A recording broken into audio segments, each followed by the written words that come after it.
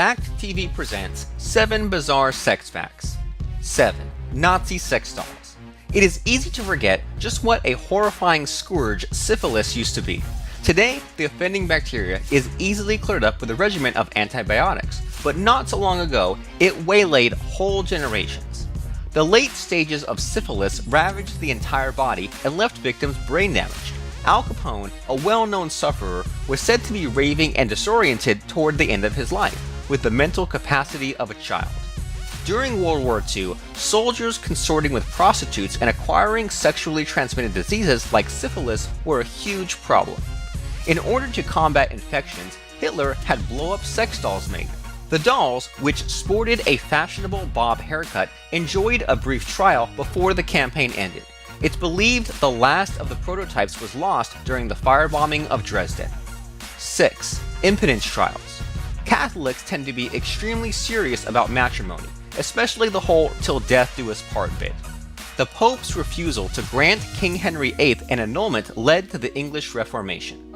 Worming out of a marriage, however embattled, was practically impossible, but toward the end of the Middle Ages, a bizarre trial emerged in France. While concepts such as irreconcilable differences had yet to be invented, there was one grievance the courts would hear: impotence. Any husband that was accused of impotence obviously had the burden of proof. The test to indicate his prowess included standing at attention before a tribunal of clergy, physicians, and like-minded parties. He would then be forced to ejaculate to their satisfaction. Not surprisingly, many gentlemen failed this audition. There was, however, a second chance. Should one wilt under scrutiny, he could request a trial by Congress, which essentially boiled down to a live sex show between the indicted husband and the accusing party. Today's divorce trials are certainly less entertaining, if no less venomous. Not surprisingly, the Catholic Church's views on the issue have not grown much. 5. Government-funded prostitute visits.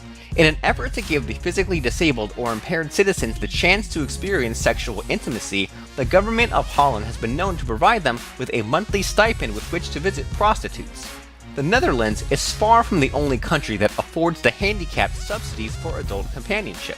They are also available in Switzerland and Germany, among other places, and there are movements to legalize sexual surrogates in Australia and France.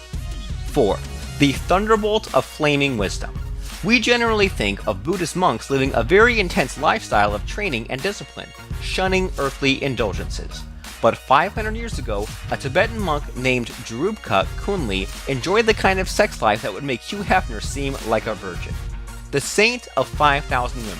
The monk, perpetually drenched in alcohol, claimed to be able to change demonesses into good deities by striking them with his penis, which became known as the Thunderbolt of Flaming Wisdom, clearly one of the coolest nicknames for a dude manhood ever.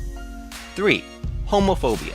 Same-sex marriage has become a hot-button issue around the world, with 15 countries legalizing it and other nations, like the US, allowing it on a jurisdictional basis.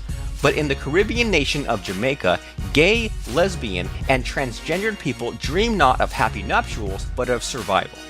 Often known of as a tropical paradise by tourists sunning themselves on its beach resorts, Jamaica regularly ties with countries like Venezuela and Belize for the title of the world's murder capitals. For gays, things are far worse in Jamaica. Although it's not technically illegal to be gay in Jamaica, sex between men is punishable by up to 10 years in prison. There are no laws against hate crimes, and violence against homosexuals is widespread.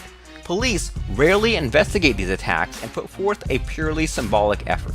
In 2004, Brian Williamson, the head of J-Flag, a Jamaican gay rights group, was found stabbed to death, one of only dozens of such incidents. Popular Jamaican reggae artists often incorporate vicious and hateful lyrics into their songs. Artist Buju Banton, tied to at least one assault, advocates shooting gays with Uzis and burning them with acid. 2. Sex drive-ins. For those who frequent prostitutes, the concept of a car date will be quite familiar. You cruise down to one of your city's seedier neighborhoods, pick up a lady wearing latex pants, and make for the nearest dark alley. Of course, the danger of such activities cannot be understated. Prostitutes are a favorite target for serial killers. Gary Ridgway, better known as the Green River Killer, had an infamous addiction for killing ladies of the night, and he may have killed over 100 such victims.